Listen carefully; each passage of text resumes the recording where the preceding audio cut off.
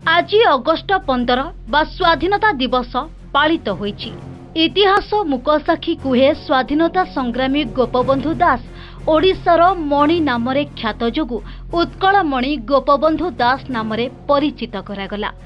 से एका धारे ओडिशार जड़े स्वाधीनता संग्रामी कवि लेखक तथा जनसेवाकारी। से ओडियांक पई एक गीत माध्यम सचेतन करथिले। मिसु मोर देह ए देश माटीरे, देशवासी चली जातु पिठिरे, देशर स्वराज्य पथे जेते गाड़, पुरु तही पड़ी मोर मांस हाड़। एही महान पुरुष ओडिया जातिर सर्वांगीन उन्नति पई जेउ केते जण महापुरुष निज संपूर्ण जीवन को समर्पित करथिले, तन्मध्यरु पंडित गोपबंधु दास थिले अन्यतम। प्रत्येक ओडिया प्राणरे भरी देइथिले देश प्रेम। से छात्रावस्थारू हईजा रोगी पीड़ित जनता, परिवेश परिच्छन्न, सब संस्कार और ओडिया भाषा सुरक्षा दिगरे काम करी ओडियांक प्राणबिंदु साजिथिले। इतिहास कुहे भयंकर बन्या समय निजर एकमात्र पुओ को रोग शज्या छाड़ी बन्याक्लिष्ट अंचलर हजार हजार लोकंकर दुख दुर्दशा को साहाय्य करिबा पई चली जाइथिले। पुओ को मरण मुहरु बंचाई पारिले नहीं। मनरे किंतु तांकर दुख नथिला। एभली निस्वार्थपर सेवा समग्र मानव जाति पई एक दृष्टांत। इंग्रेज सरकारक अविचार विरोध रे खबर परिवेषण करी कारावरण करिथिले ओ ओडिशा विधानसभार प्रदेश कांग्रेस कमिटीर प्रथम अध्यक्ष होइथिले। एठारे आमे प्रश्न करूछु, एपरी इतिहास रचित महान स्वाधीनता संग्रामी गोपबंधु दास प्रतिमूर्ति धर्मगढ़ बसस्टाण्ड निकटरे दीर्घ दिन स्थापित होई विकृत चेहरा हो जाइछि। एही महापुरुषों को धर्मगढ़ प्रशासन केवल स्वाधीनता दिवस और गणतंत्र दिवस रे ही मने पकाई थांती। बाकी वर्ष तमाम मूर्तिर सुरक्षा रंग बेरंग करिबार नजर पड़े नहीं। एही दिन मानकरे नाम को मात्र रंगीन कराई देई दोषमुक्त होई जांती प्रशासन। एही मूर्ति रे ना अछि नाक, दाढ़ी, निश, ना अछि पाटी। एपरी विकृत मूर्ति को ना जिला प्रशासन ना धर्मगढ़ निर्वाचन प्रतिनिधि तथा विज्ञापित अंचल परिषद सरकारी कर्मचारी दृष्टि पड़े नहीं। पड़िबो बा केमिति? हाँ, स्वाधीनता दिवस आसु मूर्ति रे रंग टिके लगाई देई माल्यार्पण कराई देले सरीला काम। एही बसस्टाण्डर मूर्ति को देखिले धर्मगढ़ जनता कहती यह सरकारी बाबू मानक मनमुखीर ज्वलंत उदाहरण। धर्मगढ़वासी कहती जे स्वाधीनता दिवस दिन महापुरुष गोपबंधु दास प्रतिमूर्ति रे माल्यार्पण करिबार तत्पर न होई प्रतिमूर्ति को ठीक ढंगरे सजाड़ी पुनर्बार एक सुरक्षा बाड़ दे स्थापन करिबा पई स्थानीय पूर्वतन सरपंच तथा जिला परिषद घनश्याम अग्रवाल और स्थानीय बासिंदा सरकार को निवेदन करिसंती। आम न्यूज प्रसारण परे प्रशासन की पदक्षेप नेउछंती ताहा देखिबाकू बाकी रहिला।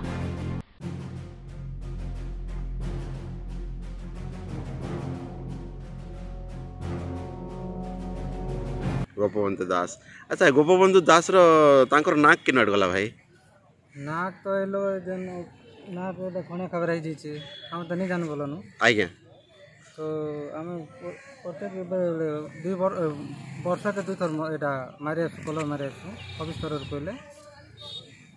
अच्छा, ई प्रतिमूर्तिटा जन विकृति आकार रे रही छी ता ऊपर के चिट्ठी कहन तो देखो जेते आउसन जेते बड़ बड़ लोक आउसन माला दुचन एटा के देखबा कथा, सचेतन हेबा कथा। आम जनता देश रे से माने एटा स्वाधीन करिछन ता विषय भी से जानबा कथा जे मूर्तिटा केनता अछि ता माने नुआ कर गड़ाबा कथा।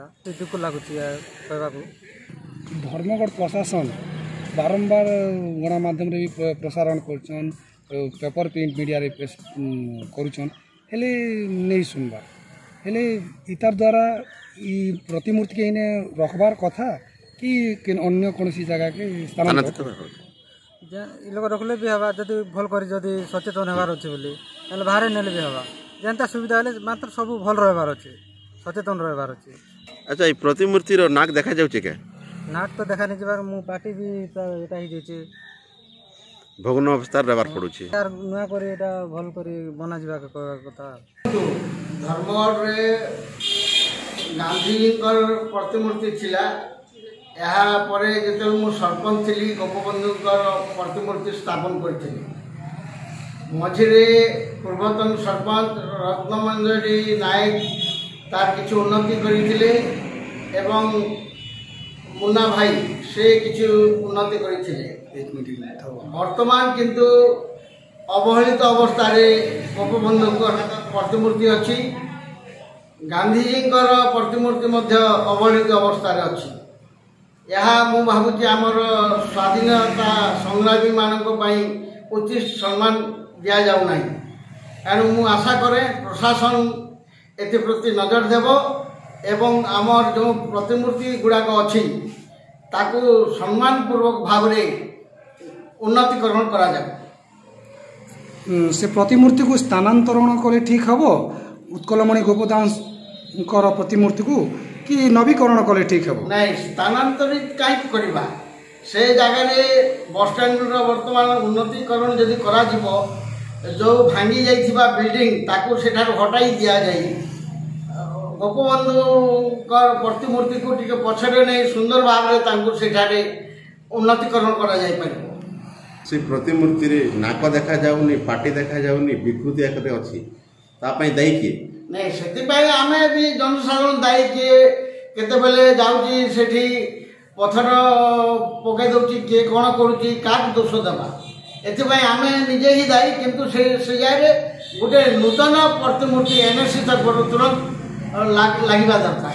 29 अगस्त 15 तो आमे कौन भाविबा आमे एटा स्वाधीनता संग्राम पई आमे सम्मान जणुचु आगामी अगस्त 15 रे ना आउ किछि नहीं सेटा तो निश्चित भावे आजिकाली आमे स्वाधीनता दिवस हो अगस्त 15 हो एक परंपरा अच्छी एनु मानुचु देशभक्तिर जो स्पिरिट आम भीतर रहा कथा सेटा अभाव अच्छी जदि आम भीतर देशभक्तिर मर्यादा था ताले गोपबंधु दास मूर्ति को निश्चित भाव में सम्मानपूर्वक उन्नतिकरण करा जाई पारि थांदा।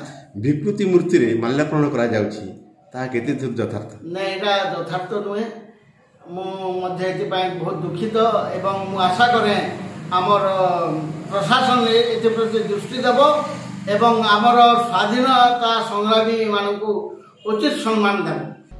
कलाहांडी जिला धर्मगढ़ सौम्य रंजन नायक रिपोर्ट कोणार्क न्यूज।